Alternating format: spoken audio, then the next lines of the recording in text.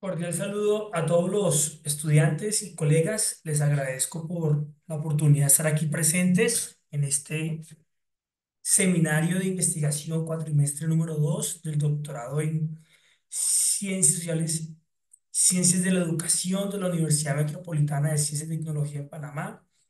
Agradezco de antemano la invitación que me realizó la doctora Maidi de las Alas, coordinadora del doctorado, el doctor Elmer Muñoz, vicerrector de la prestigiosa Universidad UMESIT, y la doctora Iris Palencia, que fue maestra mía cuando realicé mi maestría en esta prestigiosa Universidad de Panamá.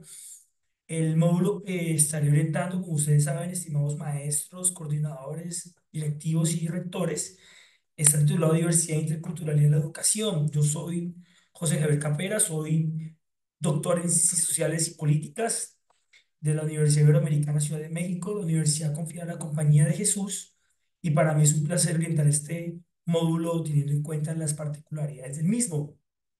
Como ya se había dado una sesión introductoria y había mostrado un poco los conceptos de interculturalidad, de pluriculturalidad y de multiculturalidad en el marco de el concepto, la conceptualización, el término y la epistemología. Igualmente les dejé en la plataforma CyberCity material para que ustedes puedan tener, digamos, una mayor apreciación del concepto para no caer en redundancias semánticas o ontosemióticas del mismo. Voy a dar un poco la introducción de qué se está hablando de la educación intercultural en América Latina. Y es que ya la educación intercultural se convierte en un tema de amplia envergadura para la cuestión que tenemos en la región. Ya empezamos a preguntarnos un poco por qué hacerle un enfoque, por qué hacerle un método y por qué hacerle una metodología. Y es aquí en donde yo les voy a mostrar un poco el panorama que ha venido haciendo la región, que vienen haciendo ciertos movimientos emergentes y que viene realizando de manera crítica y propositiva actores alternativos y emergentes contrarios a la perspectiva de una interculturalidad oficialista. Luego mostraré un poco en la siguiente sesión la interculturalidad y la pluriculturalidad en una perspectiva crítica epistémica, crítica ontológica y crítica deontológica.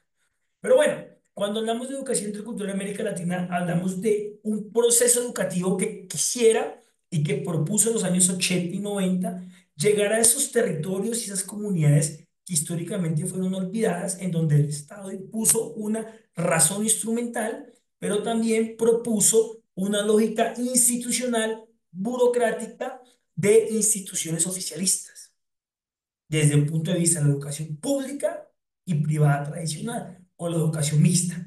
Pero bueno, es crucial entender que nuestra región tiene un cúmulo, tiene un conjunto de diversidades epistemológicas, culturales, de costumbres, tradiciones, rituales, espiritualidades, entre otras.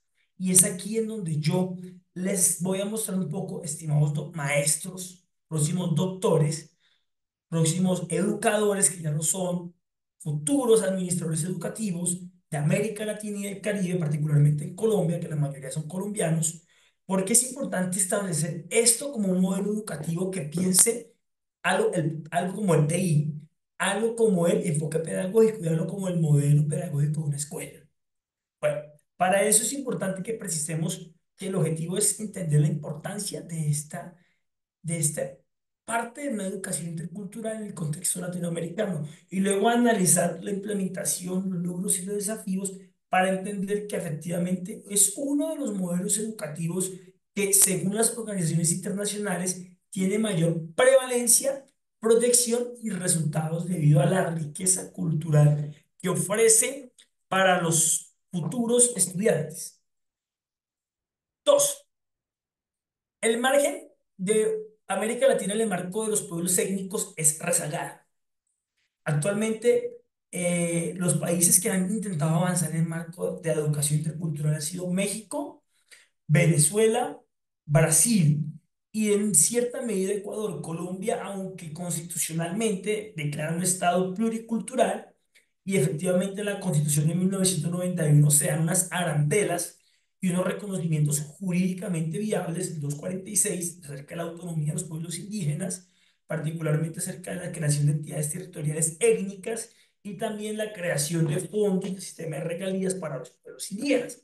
Eso teóricamente fue un gran avance, pero que en la praxis y en la práctica no ha tenido gran impacto debido al rezago que existe en términos de educar a las poblaciones rurales, educar a las poblaciones rurales campesinas, educar a las poblaciones rurales indígenas y educar a las poblaciones rurales afrodescendientes, palenqueras, cimarronas, entre otros. Para mayor lectura en términos de afrodescendencias, sugiero leer los estudios del doctor André Felipe Velázquez Mosquera en su libro La Cátedra Afrocolombiana. Él tiene muy claro y él muestra estadísticamente cuáles han sido los déficits del Estado en materia de incorporación de la cátedra afro y porque aunque ya está legalizada y está implementada, no se ha podido institucionalizar. En cuanto a la educación indígena, sugiero los estudios de Silvia Smeker, profesora de la Universidad Iberoamericana, y el doctor Sandoval Forero, pero también sugiero los estudios que viene realizando de toda la envergadura la Escuela Intercultural en Venezuela, que de una u otra manera dejó claros cimientos que fueron utilizados en UNESCO. En México, sugiero estudiemos un poco todo lo que está haciendo las universidades interculturales y particularmente el proyecto de una universidad pensada a partir de lo que propone en un libro en voz alta el sacerdote jesuita David Fernández Velasco Fernández. David Fernández. Sugiero que lo estudiemos tanto a David Fernández como David Fernández Dávalos y David Velasco. Son dos sacerdotes jesuitas que son de pilar importancia para entender por dónde tendría que transitar el discurso de los derechos humanos, la educación y la interculturalidad. Es importante reconocer que aunque el Banco Mundial como organismo multilateral propuso y estableció que fuera un pilar fundamental en los desarrollos del Objetivo de Desarrollo del Milenio de la Agenda 2030, no obstante, no se ha podido llegar a abarcar la perspectiva de una educación intercultural, tanto en la estructura, tanto en un modelo pedagógico, tanto en un modelo de titulación, tanto en un modelo de investigación y tanto en un modelo de un currículo propiamente interculturalizado. Por eso, algo de lo que se ha venido dando como una muestra de un ejercicio subalterno, de un ejercicio emergente, es la educación intercultural de los pueblos zapatistas en México, los caracoles zapatistas. Apreciado estudiante, es importante que usted pueda revisar los documentales, los libros que ha sacado la cátedra Jorge Alonso sobre la educación zapatista, como una muestra de un modelo educativo que no pretende que tenga un reconocimiento por parte de organismos internacionales, pero que sí responde a un ejercicio autonómico de las comunidades en sus territorios. Para mayor lectura, les sugiero que leamos, yo siempre lo leo y lo reviso, Gilberto López y Rivas, todo su ejercicio y crítica literaria que ha realizado sobre el internacionalismo crítico a la luz de los pueblos indígenas que resisten a los proyectos mega extractivistas, que resisten a las tendencias monoculturales y al colonialismo interno que denunciaba y que efectivamente tendríamos que analizar en otra sesión Pablo González Casanova, don Pablo recientemente fallecido, maestro, el cual hemos leído y hemos estudiado y les he propuesto que lo revisemos a la luz. Esta muestra de expansión de un ejercicio autonómico intercultural responde a una escuela como esta, una escuela zapatista, una escuela que trabaja con los niños, los adolescentes, que trabaja su propia cosmovisión, su propio ejercicio de resistencia, pero que también propone una crítica hacia la educación capitalista. Ustedes bien saben que la clase pasada les hablé acerca de la epistemología y pedagogía crítica de Peter McClare y Henry Gross. Son dos epistemólogos que trabajan en esa línea, pero para mayor coherencia epistémica trabajemos a Paulo Freire, Catherine Walsh y otros pedagogos latinoamericanos que vienen transitando en eso llamado la pedagogía intercultural, que de una u otra manera ha sido muy criticada. Está una muestra de los ejercicios autonómicos de educación intercultural. Para eso hay que entender a Catherine Walsh. Define la educación intercultural como un proceso de negociación. Disculpe, tomo un cafecito, queridos estudiantes.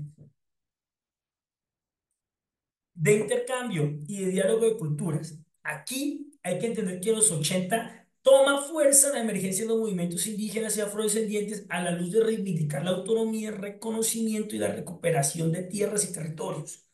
Sin embargo, luego de ese apogeo de luchas indígenas y de luchas afro, se propone el reconocimiento legal desde una jurisprudencia en el marco de una pluriculturalidad. Ustedes bien saben que yo definí pluriculturalidad, multiculturalidad, interculturalidad y procesos no culturalizados, porque no podemos caer en esa simbiosis del lenguaje. Apreciado estudiante, maestro, usted debe saber que el Estado colombiano, en nuestro caso, establece lineamientos acerca de las políticas educativas con enfoque intercultural. Para eso dice que se propone el reconocimiento de la cátedra afrodescendiente, la cátedra de paz con un enfoque intercultural, pero también tenemos un gran vacío en el no reconocimiento de la cátedra indígena en Colombia, la cual yo he venido denunciando desde hace 10 años en mis procesos de investigación a nivel nacional e internacional, tanto en África, Asia, Europa, América Latina, y también lo propusimos en las redes de la Compañía de Jesús cuando estuvimos en México y también en la Conferencia Episcopal Colombiana acerca de una cátedra indígena con perspectiva intercultural que reconozca y que muestre precisamente la historia de los pueblos a la luz de su propia cosmovisión.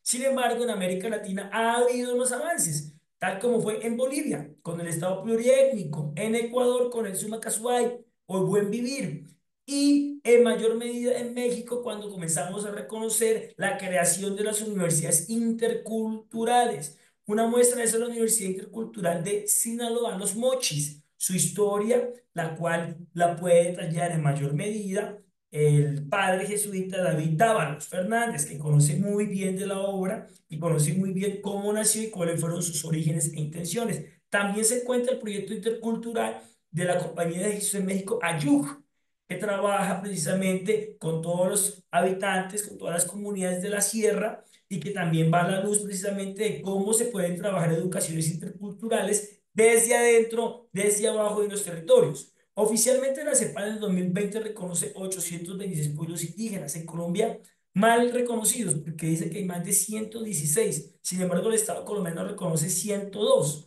Ahí hay una disputa de territorialidades precisamente que vienen emergiendo acerca de la necesidad de fomentar una educación intercultural que responda a la conservación, a la pervivencia y a la revitalización de la lengua, los saberes, las tradiciones y las culturas de los pueblos indígenas.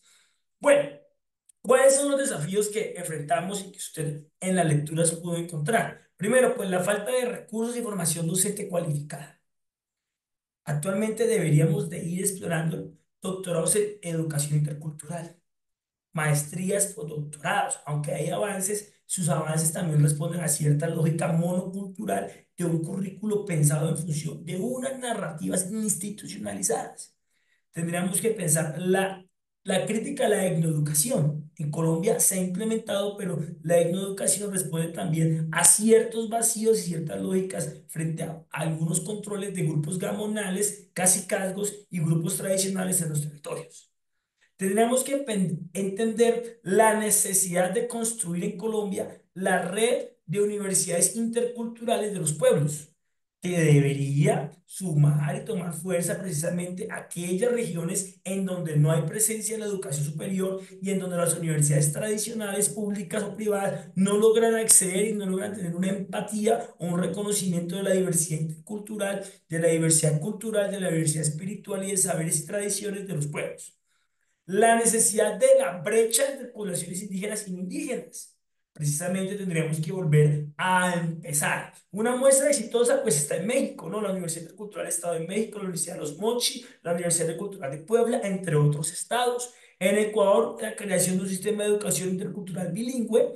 Y en Brasil, el programa de apoyo a la formación superior indígena con la creación de la Universidad Panasónica y la Universidad de los Pueblos los pueblos alineados a todo el eje amazónico.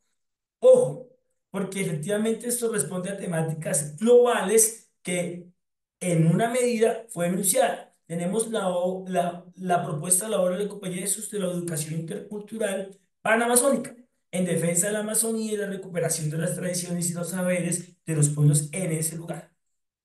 ¿Cuáles han sido los impactos futuros, compañeros maestros, directivos docentes, coordinadores, entre otros? Primero, pues la reducción de la brecha educativa en países en donde las políticas interculturales han sido fuertes, pero que Debido a los choques ideológico y político de los gobiernos de turno, se ha venido desconociendo los procesos y los resultados. Otro aspecto fundamental es la necesidad de incorporar tecnologías en el marco de los contextos y de las realidades interculturales de los pueblos. Otro aspecto es la formación de docentes. En ese sentido, es importante que nosotros, si estamos tomando este curso, entendamos que hay distintas narrativas y prácticas y distintas metodologías que tendremos que aplicar con otros esquemas de evaluación. No lo mismo evaluar escuelas interculturales, escuelas tradicionales con ciertos modelos pedagógicos y planes educativos institucionales que tienen distintas racionalidades, finalidades y objetivos. Y por último, la expansión y segregación que existe entre lo rural y lo urbano, pero también las áreas urbanas en la educación superior, desconociendo la parte rural de nuestros países. En Colombia bien sabemos que hay un rezago entre lo rural y lo urbano y que cada vez toma más fuerza que la gente deje el campo para ir a la ciudad y que la educación en los pueblos, en las regiones, en los caseríos y veredas esté teniendo un segundo o tercer lugar.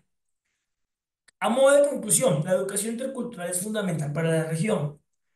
Apreciado estudiante, usted bien debe saber que este curso permite y le va a dar a usted herramientas metodológicas para ver los desafíos que estamos enfrentando.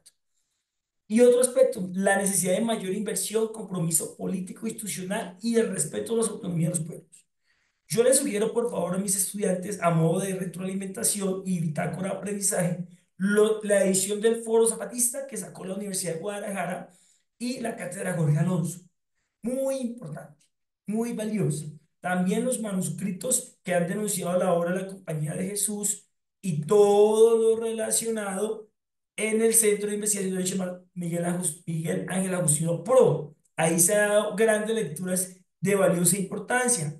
Luego tenemos el libro de la doctora Zuley Díaz Montiel, que es La justicia emancipadora y la interculturalidad en América Latina. Muestra un panorama de cuáles han sido los desafíos y las luchas a seguir en esta temática y en este programa de educación en América Latina. Otro es la interculturalidad crítica y la decolonialidad por Catherine Walsh, la cual mencioné como parte de este marco de referencias. Para mayor información, los invito a que consulten nuestras redes, nuestros grupos y nuestros espacios de interacción. Les agradezco a cada uno de ustedes y me encuentro presente para poder resolver por medio del mensajero cualquier duda, inquietud, interrogante, contrainterrogante. Agradezco mucho su atención y les deseo a todos felices días. Gracias.